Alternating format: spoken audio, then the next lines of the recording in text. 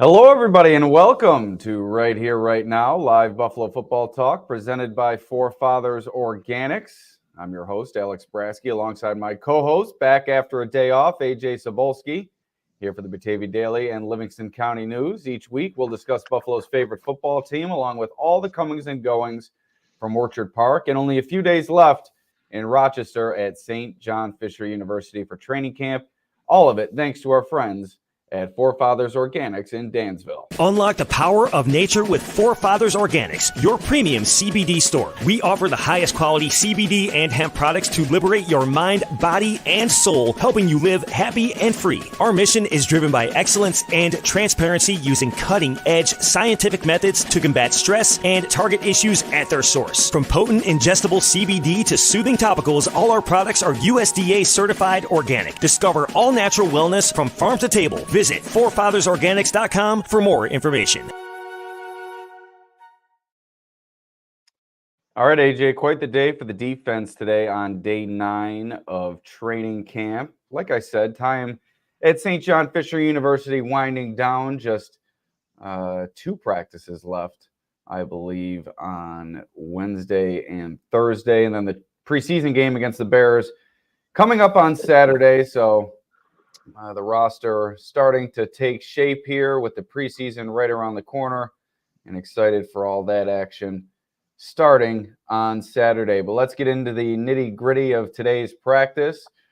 And a rookie cornerback starting to make a play for a roster spot. Started kind of under the radar, maybe on the outside looking in, but Daequan Hardy continues to make plays on the outside. Looked at as really just a slot corner coming out of the draft. He's been playing along the boundary regularly during training camp. Came away with an interception during the return of the blue and red, and another interception today at training camp. Ball over the middle, jumped a route, cut in front of the receiver, picked it out of the air for the interception. Did Hardy.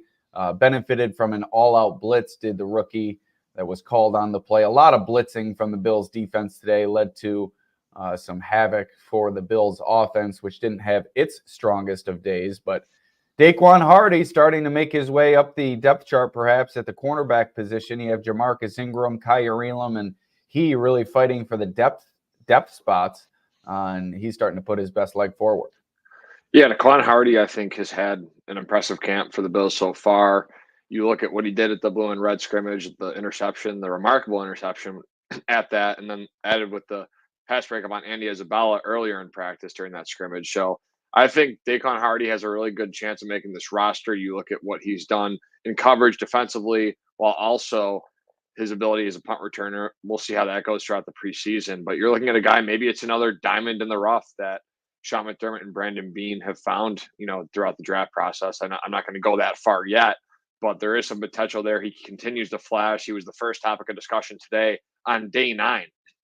It's not like it's the first couple of days here. These guys have been here now for over a week putting in the work. So definitely a development for me in my eyes. And I think that he is someone who can, crack this 53-man roster and really be a key depth piece and maybe a key special teamer for this team moving forward. And who knows if he can become consistent at the outside boundary spot or at the slot spot, maybe even find some snaps there. So all in all, a good start for Hardy in his career and his NFL career. And maybe he's another guy like a Dane Jackson or Levi Wallace, where the Bills find a guy late and they, find ways to contribute and be consistent playmakers and contributors for this team.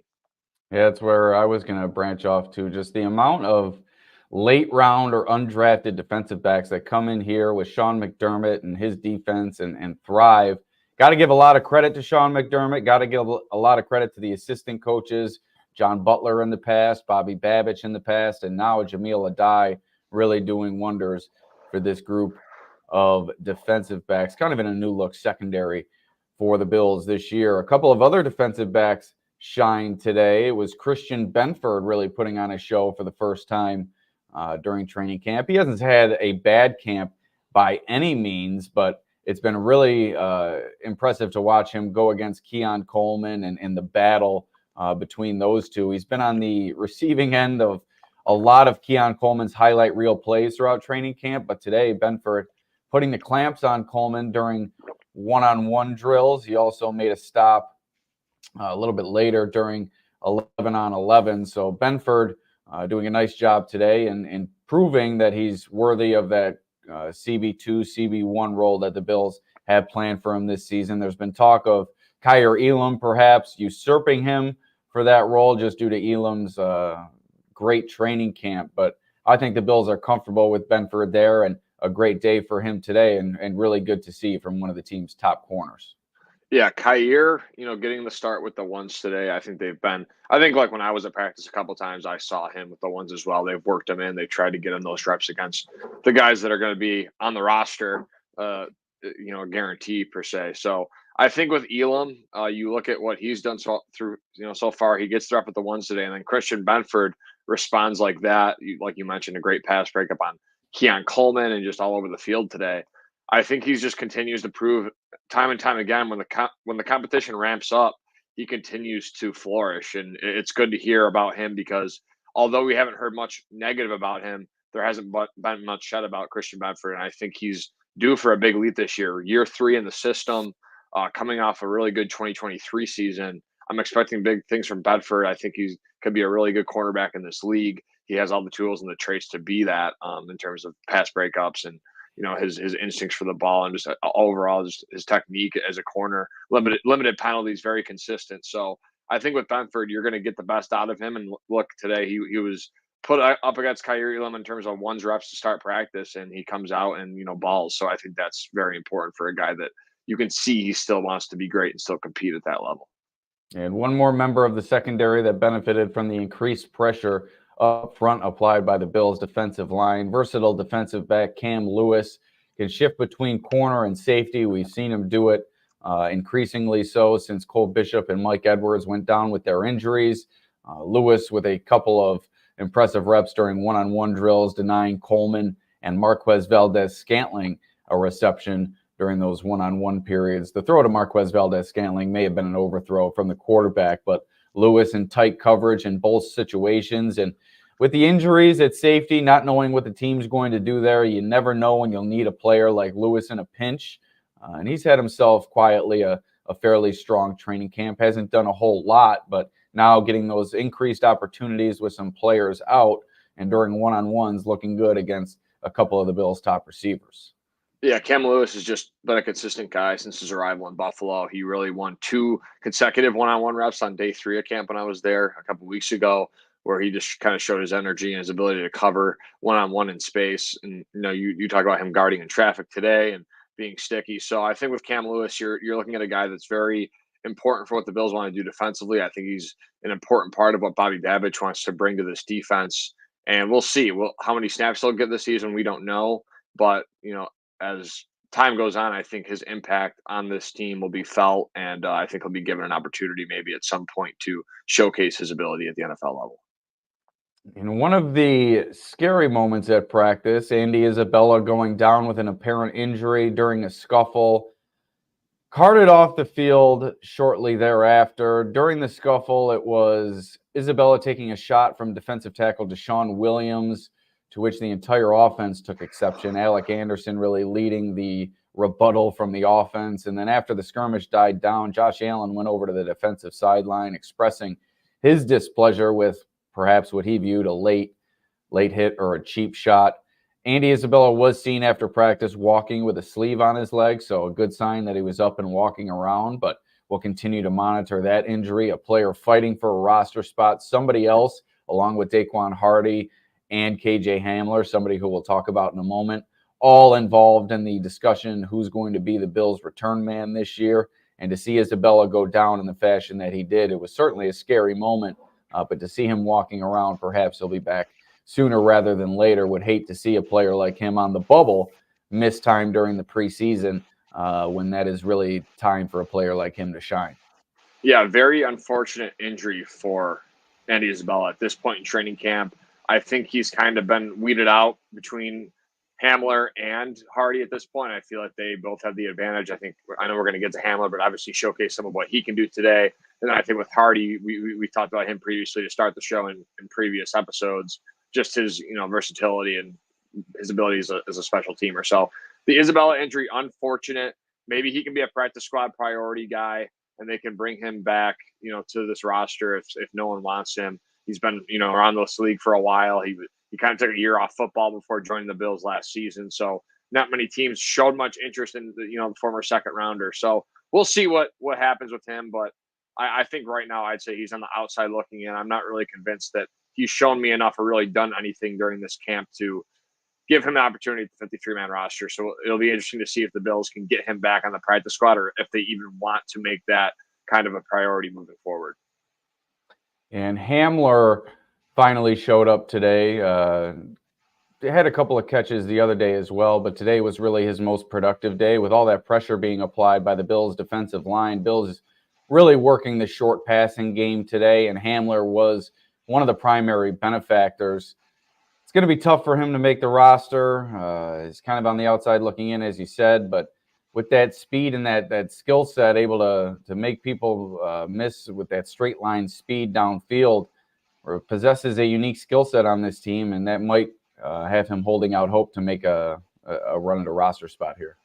Yeah, KJ Hamler definitely offers a skill set, and I know they have it with Curtis Samuel in a way, but he definitely offers a skill set that the Bills may want on this offense this year. I think he can be kind of a field stretcher gadget piece, maybe can give some comfortability to Josh Allen underneath if he were to make the team again. How will he look as a punt returner? We keep saying it over and over again, but once the pads get on in the preseason, who will get that opportunity? And that's obviously, I think, one thing I'm really looking forward to on this Saturday against the Bears at Highmark Stadium is what will that punt returning kind of cycle look like? Who will get the first rep with the team? Who will look the best? There's going to be a lot of interesting narratives. Who's going to be returning kickoffs? So all the guys we've mentioned so far in this pod, Hardy, Isabella, and Hamler, have been the guys in the running for that position, and it's really only been them. So with Isabella going down, Hamler and Hardy will really have an opportunity this week, depending on Isabella's availability throughout the week. We'll see what happens with those three, and how Hamler and Hardy can really separate themselves from that kind of cycling going on at the punt returning, kick returning position. Midway through the podcast, we'd like to thank our sponsor, Forefathers Organics.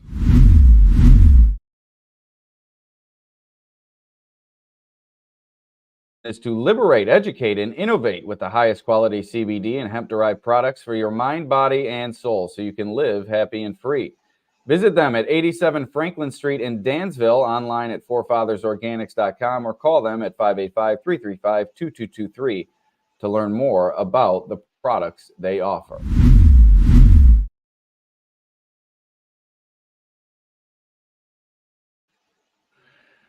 All right, AJ, plenty of injury updates beyond the injury to Isabella. Lael Collins and Dawson Knox each returned to practice today.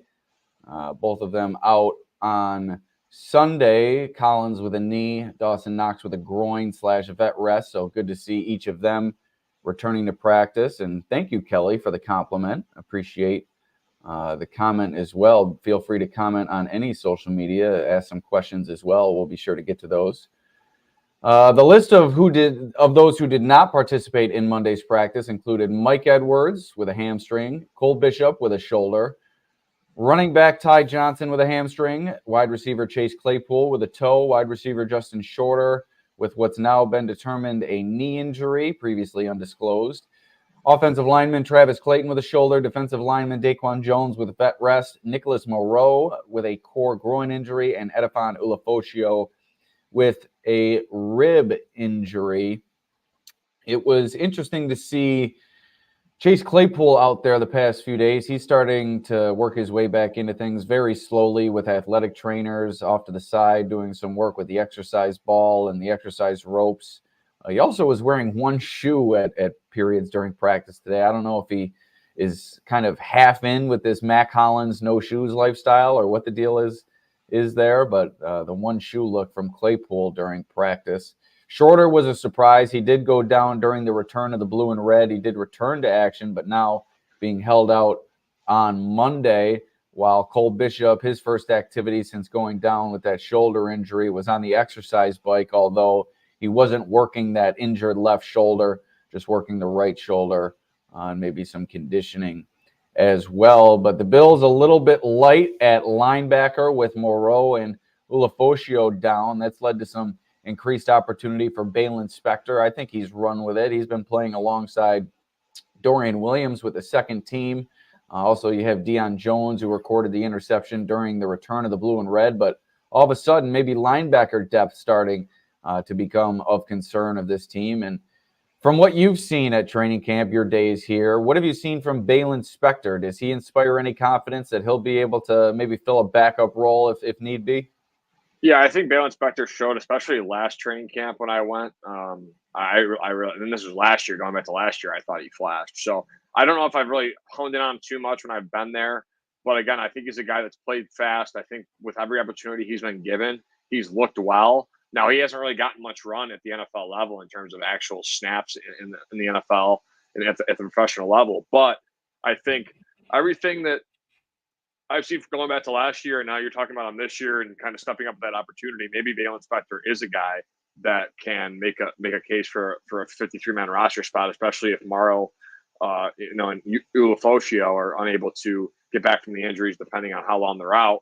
But we'll see. That the linebacker depth, I think, again, it's better than last year. There's more names at the position, but with the injury concerns, you always have that fear of if everyone gets hurt like they did last year. You have Bernard go down, Milano was down.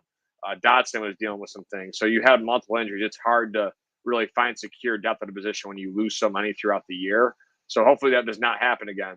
But I actually want to ask you a quick question about Justin Shorter, not in terms of the injury, but do you feel like he's a guy that's kind of just fallen through the cracks here? Because I think he's just someone who, again, they liked him coming out. They really honed in on him. They did a lot of pre-draft work on Justin Shorter. He was a guy that had, a lot of notability and notoriety at the high school level. And he's a guy that I feel like has not been able to put really anything together during really anything throughout training camp. And at this point, I feel like he's a guy that's just going to be off this roster, and he might not even be a practice squad player. Yeah, I certainly don't see him making the roster at this point. I think based on the draft capital spent by the team, I still think they'd like to get him on the practice squad. You never know with these athletic, freakish wide receivers when they're going to pop, when they're going to figure it out, and when they're going to be able to stay healthy for an extended period of time. That's been a problem of Shorter since he entered the league last year. But yeah, I see Shorter as on the far outside looking in at this point, with Tyrell Shavers, someone who I spoke with after practice. Also, you have Chase Claypool, who's put some good tape on display this offseason. And then the money and commitment to Marquez Valdez-Scantling as well. And then you have a Hamler and an Isabella with their return ability. I just don't see a spot for Shorter on this team. And like you said, failing to stand out day after day, maybe not even warranting a practice squad position at this point. It would be very hard-pressed for him to work his way onto the roster. He would have to have one of the most unbelievable preseasons that we've ever seen from a wide receiver. He just, like you said, he's been relatively invisible out there, has not done much at all. Had that one catch where he punted the ball into the woods at St. John Fisher University. But aside from that, not much to write home about from Justin Shorter. But on the other side of the coin, Tyrell Shavers has taken increased opportunity, and he continues to run with it. Not a lot of noise from him today, but I spoke with him after practice, and he had an interesting answer to one of my questions. I asked him what veterans are helping him the most, and the veteran that he pointed to that's helped him the most is Marquez Valdez-Scantling, who it could be coming down to those two, not only for a roster spot, but for a spot on the depth chart. And Marquez Valdez-Scantling being as gracious with his help and with his time to help a young player. You kind of come to expect that with professional athletes. They really help one another in that circumstance, but I guess it's not always the case. And to see that between Marquez Valdez-Scantling and the young Tyrell Shavers, certainly good on Marquez Valdez-Scantling to do that. Somebody who did not perform very well on Sunday at training camp, a couple of drops on air. He did respond with a catch during 11-on-11 yesterday, had some catches today, but really good on him to kind of spread his knowledge to Tyrell Shavers. MVS has played in Super Bowls, played with Super Bowl winning quarterbacks. So at the very least, certainly a lot of knowledge that he can spread to a younger player. No wonder why Tyrell Shavers is having such a good camp, because Marquez Valdez-Scantling is the one that is giving him the advice, just like he made Aaron Rodgers and Patrick Mahomes the last couple of years. So it all makes sense, right? It's adding up here that you'd think Shavers has, such a good camp with MVS in his ear. But on a real note, I think it's good to hear a veteran comes over with his experience in the NFL and comes over and he's helping a guy that, like you said, they're really battling it out for those last, couple of roster spots. I think that's good to hear because you need that advice and experience from players that have done it in this league. And MVS is a guy that's done it multiple times across multiple teams and has had success, especially in those big moments. You think of a couple catches he's made. So Shavers, good to hear that he's getting, learning some lessons from an MVS who again has created, 2 Super Bowl winning quarterbacks in his career. And I'm really looking forward to seeing how that battle plays out. That's one thing I'm looking forward to, in this upcoming preseason game is who's really going to shine in that wide receiver 5, wide receiver 6 role and really make the most of their opportunity. Because again, I think everything we've seen from Shavers points to him making the roster, but on the flip side, the contract and guaranteed money, along with the experience that MVS has had in this league, especially helping teams make Super Bowl runs. I think that those two things that's the decision that's gonna have to come down to, because I think with Shavers you really have had the answers in terms of what he can do. He can win at every level. He's very athletic. He's been consistent day in, day out, taking advantage of every opportunity. Well, MVS has been more inconsistent, right? More drops showing up, but he has that guaranteed money, the contract, plus the relationship with Josh Allen, which is a big reason to why he signed, and finally just the experience he brings to the roster. So it's going to be a debate that Sean McDermott, Brandon Beane, I'm sure the offensive coaching staff will have, and it all starts really this week against the Chicago Bears, and we'll see what guy can really separate themselves. Elsewhere offensively, tight end Dalton Kincaid made the play of the day today. It's really been he and Coleman going back and forth throughout training camp. Who's going to make the better catch today? It was Kincaid. With Taylor Rapp all over him in coverage, the ball was thrown low. Kincaid went down after it, tipped it to himself with one hand, able to scoot the 2 hands underneath it and haul it in before it touched the turf. On a day where there weren't many highlights, the Bills' top target once again shining through.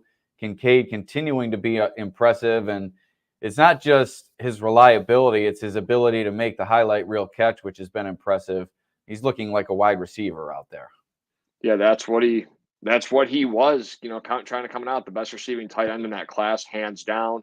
I know Sam Laporte obviously had a greater season in his rookie year, but I think Kincaid with no digs and a lot of schematic changes along the offense with Joe Brady, I think he has a prime opportunity to really certify as that number 1 option for Josh Allen in terms of volume and target share. So I think with Dalton Kincaid, you're continuing to see why the Bills took him last year in the first round, why they believe in him, why they think he could be a guy that can really carry this team over the top and be a featured piece on an elite offense if the Bills are an elite offense this year. So I think with the Kincaid, again, it's just the hands, everything he provides over the middle of the field, his first down prowess, understanding where to be, the connection with Josh Allen, all that's been there. It's kind of what we've expected from Kincaid at this point of his career. So we'll see what he can become this year, but I'm expecting big things for the former Utah product. One connection that was not as fruitful as it has been throughout training camp. Coleman and Josh Allen, a couple of, I don't know how to term them, rough moments today. Nothing to be too concerned about, but maybe points toward their connection not as refined as they'd like it to be upon midseason. It has kind of looked like these two are in midseason form, just automatic with their connection at times. The trust Allen has displayed in Coleman, but some of that trust came back to bite him on a few reps today. Back shoulder throw from Allen to Coleman near the sideline. Didn't seem like Coleman was prepared for it. Then another over the middle where Coleman appeared surprised by the throw. So there have been plenty of big days from these two, but certainly wanted to point out the fact that today was not their best day. And there were a couple of signs of maybe some miscommunication and some ironing out of this connection still yet to be done. Yeah, when I went day 3 of camp, that Kyer Elam interception resulted in a miscommunication between Allen and Coleman. So there's going to be growing pains with the rookie, and I think he's again a younger player that needs to prove himself. And although the highlight catches have been coming, every day from the Buffalo Bills Twitter account, there's also been some, I wouldn't say concerns, but there's been some inconsistencies there, and that's expected at this point. I think Keon, has a lot to learn in this league. Josh Allen needs to get comfortable throwing him the ball consistently. The trust that needs to continue to build. So we'll see how that plays out. But again, I don't think it's crazy that they had a bad day. It's day 9. They were due kind of for a lesser day on the field, and that's what you expect from a rookie that's really learning how to find himself and find his role in this offense. And finally, one more update from the practice field. Tyler Bass is quietly putting together a solid training camp. He's only missed, I think, 1 or 2 kicks, both of them from beyond 50 yards. Today he was 5 for 5 on his attempts. 35-40, 45-50, and 45 were the makes. So Tyler Bass, although he did have that ugly miss during the return of the blue and red, looked like one of my drives on hole number 1 at Batavia Country Club. Just a shank to the left. But he responded well and 5 for 5 today. I think the thing with Bass, it's going to be in those pressure situations when all eyes are on him and he starts getting that feeling of the Chiefs game back again. He needs to prove himself in those circumstances. But I like what I've seen from Bass this offseason. Yeah, I think there was a lot of overreaction to that blue and red, the 58. Everyone's saying that the Bills have a kicking problem. I wouldn't go that far. I think, again, he was perfect that day besides a 58-yarder. A 58-yard field goal is very hard to make, let alone in Buffalo, where, again, it's harder to kick. So I think, like you mentioned, I agree that I don't think the Bills have a kicking problem, but I think there is room for some anxiety in terms of when the lights are the brightest and he steps up to the plate or to the whatever, steps up to the plate. I'll use I like that analogy. You should have rolled with that. I should have rolled with that. Steps up to the plate and he's asked to make a game-winning kick or a game-tying kick in the final seconds of a game. Will he be able to come through with it? Now, if he fails again and that continues to be a problem, then I think that's where we say, okay, the Bills have a serious kicking problem because, he's missing kicks in the brightest moments. But you look at him statistically, he's the best kicker in Bills history, has the highest make percentage of all time. He's a guy that I think they believe in. They extended him. So I wouldn't go as far to say they have a kicking problem, but it's definitely something to monitor, especially when in the clutch moments of a game, can Tyler Bass come through? And if he does fail, where do the Bills go with it? Do they continue to have confidence in a kicker that continues kind of to fail them in the big moments? Before we get out of here, another word from our sponsor, Forefathers Organics. Unlock the power of nature with Forefathers Organics, your premium CBD store. We offer the highest quality CBD and hemp products to liberate your mind, body, and soul, helping you live happy and free. Our mission is driven by excellence and transparency using cutting-edge scientific methods to combat stress and target issues at their source. From potent ingestible CBD to soothing topicals, all our products are USDA certified organic. Discover all natural wellness from farm to table. Visit forefathersorganics.com for more information. All right, AJ, that's going to do it. Another episode of Right Here, Right Now in the books. Bills return to the practice field on Wednesday at 9:45. Offensive coordinator Joe Brady will speak to the media before practice.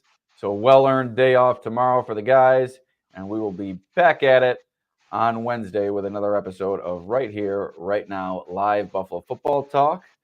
We will see you next time. Please like, share, subscribe. Peace out.